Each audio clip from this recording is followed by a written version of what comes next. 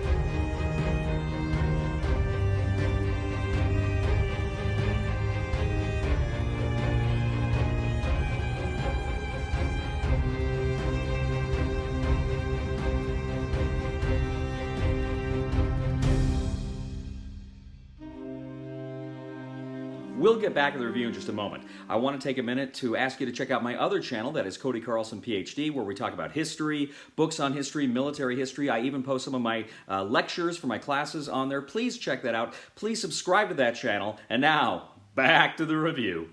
In Destinies from Lucky Duck Games, 1 to 3 players take on the roles of various characters as they attempt to solve mysteries and wade through epic stories in this grand adventure.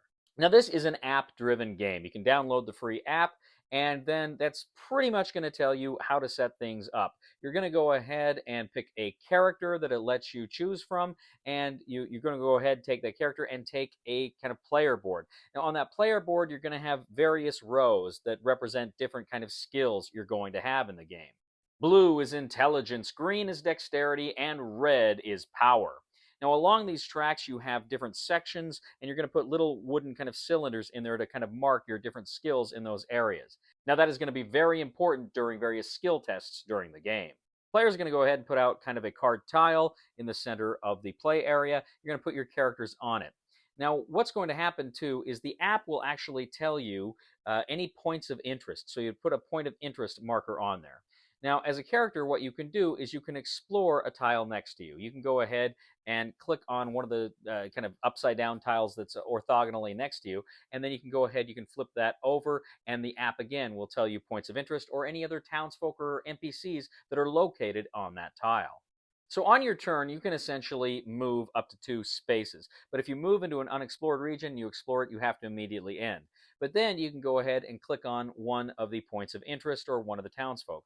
You can meet with them, you can talk with them, or you can see what kind of a story is going on. Now also too, as you have your character, on the back of the character, you're going to essentially have kind of 2 paths to victory with that character, 2 potential roads you can take. Now, on the front, your character has 2 different kind of QR codes, and these QR codes match those specific destinies that you think that way you want to win, the way you want to go through the game. Now, at various times in these points of interest, you may be asked to show your destiny card. Perhaps you want your destiny red. You can go ahead and hold that up to the camera, and you can get the information from that specific destiny that the story wants you to have. Now, as you're playing through the story, you may also gain various items. You can buy them in different locations, or you may gain them through acts of courage or skill. And you can go ahead, you can claim those items, and then again, at various times, you may be asked to show that item to the app, in which case you can learn about it, or it may give you some other relevant information. Now, critically, at various times, as I say, you're going to have to take skill tests, the intelligence test, the dexterity test, or the power test. What's going to happen is when you are given that option, you will roll 2 regular die. Now, you always will roll these 2 die. Now, I think there's only goes up to like 1 to 4. So it doesn't go all the way to 6. You're never going to get more than 4 out of these die. But you roll these 2 die. Now, you will also have 3 effort die. Now, the effort die are purple, and they get exhausted. Essentially, you can choose how many effort die you want to roll with the skill test, but once that one is rolled, you no longer have access to it for that turn. They only refresh at the beginning of your next turn. So you can go ahead and you can roll it. Now, how this works is you take the sum of all of the die you roll, your main die and your effort die, and you add them together. Then you look at your track, whichever it is, intelligence, dexterity, or power. You look at that track, and then you look at all of the wooden cylinders you have that are at or underneath the number that you rolled. That is the number of successes that you have for that skill test. But also, too, whenever you roll those effort die, one of the die faces is a success. So you may just gain a success from rolling one of those effort die. Once you have got the number of your successes, you input the number of successes into the app, and then depending on how well you do, it will tell you whether or not you succeed, you fail, and to what degree you succeed or fail. Now, there's a lot of other things you can do with these points of interest and these characters. Like I said, there's not just the skill tests, but there's also various other things they may ask you to do or tell you to do or give you kind of side quests and side missions. There's all sorts of things that are packed in there. Depending on what you choose, you may go down a certain path and you may not have access to those other options later on. Now, at various times, you may gain experience points. Now, on a one-to-one basis, you can go ahead and trade in a skill point to essentially lower one of your wooden cylinders on your skill charts. You can do that to make getting successes easier in the game. Now, you'll also gain coins during the game. These are, gold that you can spend on various things. You'll have opportunities to steal some. You may earn some. But as I say, you can buy certain items, and there's other times that having a little bit of gold will come in handy. Now, at some point in the story, as you have progressed far enough in the story, you're going to enter the finale. You're going to reach the finale point of the game, in which case you're now kind of locked into finishing the finale. You're not going to be going around doing other things. You have to play out that finale. And it takes a while. There's certain things you have to do, so other players potentially can catch up and try to get to their finale too. Now, once you go through the finale and you succeed in completing whatever specific objective is right for you, if you're the first one to do that, then you win Destinies. So Destinies has been out for a little while, and I've heard nothing but good things about it. And I had a friend of mine recently play it down in Texas, and he was telling me this is a great game. So I was really interested in it. So I reached out to the people at Lucky Duck Games, and I asked them to send me a copy, and they did. And I I wanted to play this with Kim because Kim loves app-driven games. I think her favorite games are probably My Father's Work and Mansions of Madness. She loves these games that have the app interaction. So we sat down, we started playing this game. And right off the bat, let me just say, this is one of the easiest games I've ever played to just jump right into. The rule book is not long, it's not complex, the concepts aren't difficult to grasp. You just immediately can zip through the rule book, and then the app kind of sets up everything for you. So it's a very easy game to get into. Very easy game to get into. And it's fundamentally a game about the story. It even says it's a kind of a role-playing game where the app takes on the role of the GM. So we're playing this game and we're collecting the items and we're taking the skill tests and we're making these choices. And again, the whole game is like a giant choose your own adventure. And what we found is very quickly we got sucked into the game. We got caught up into it.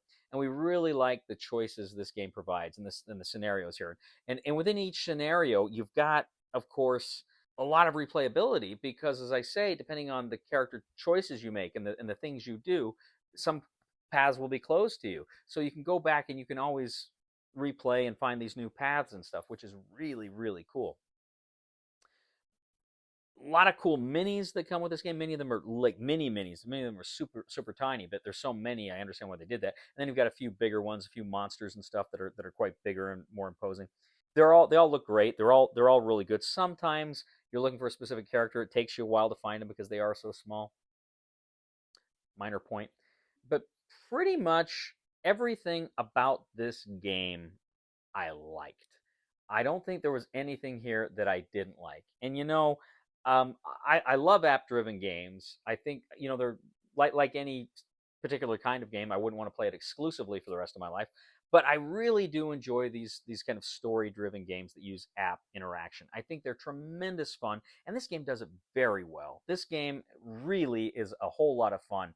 Kim really enjoyed it. I really enjoyed it, and it's one I can see myself breaking out a lot because I love getting lost in the adventure. I've only played it with Kim. I'd actually wouldn't mind sitting down and playing it solo sometime. And there's different modes to play solo too.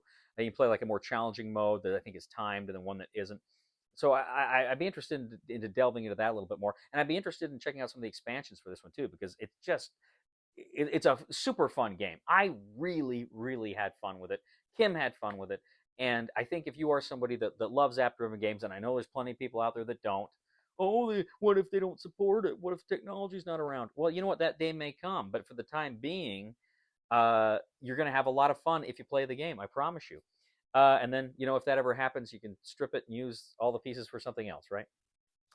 I think this will be around for a long time, though, because it is such a good game. Really enjoy Destinies. I really think you will, too. Recommendation from the discriminating gamer for Destinies is buy it.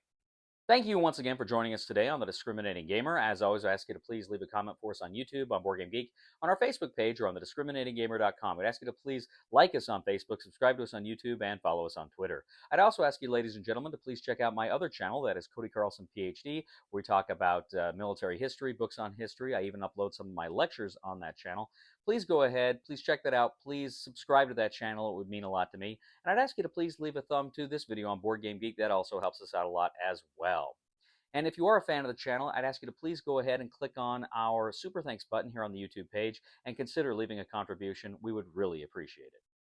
So I have to tell you, with this game, with all the fantasy elements, when I was a kid, I really wanted to write fantasy fiction. So I grew up to become a presidential speechwriter.